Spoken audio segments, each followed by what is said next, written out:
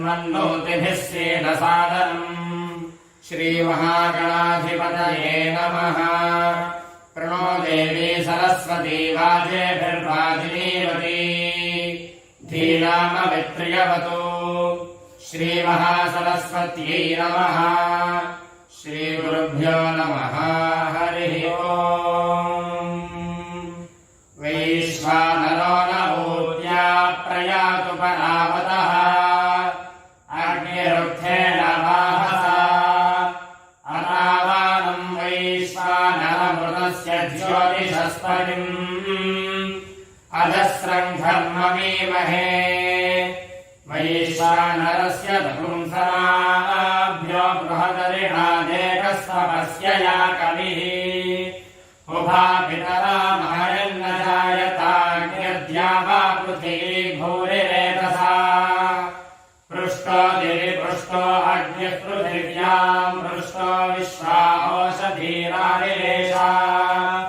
वैश्वानरः सहसा पृष्टो अग्निः स नोदिभासरिषः पातु रक्तम् जातो यदग्ने भुवनाव्यख्यः पशुन्नरोपायः परिज्मा। वैश्वानर ब्रह्मणे विन्दगातुम् यूयम् पादस्वस्तिभिः सदा नः।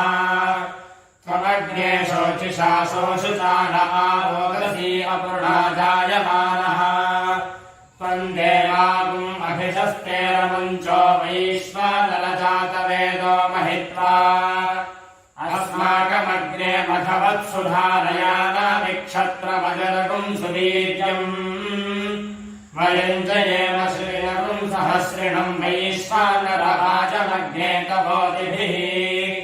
वैश्वानरस्य सुमतौ स्यामनाजाहितम् भुवनानामभिश्रीः इदो जातो विश्वमिदम् विदष्टे वैश्वानरो यतते सूर्येण अवते हेडो वरुण नमोभिरवयज्ञेभिरीमहे हविर्भिः क्षयन्नस्मभ्यमसुरप्रचेतो राजन्नेनागुंसि शिश्रथः कृतानि उदुत्तमम् वरुणपाशमस्मदमाधमम् निमध्यमग्गुश्रधाय अथा वयमादित्यव्रतेतवानागसोऽदितये स्याम दधित्रावन्नो अकारिशम् जिष्णोरश्वस्य वादिनः सुरभिनो मुखाकरक्रणायुगुंसिदायिषतो आदधिक्राश्रवसा पञ्चकुष्टीः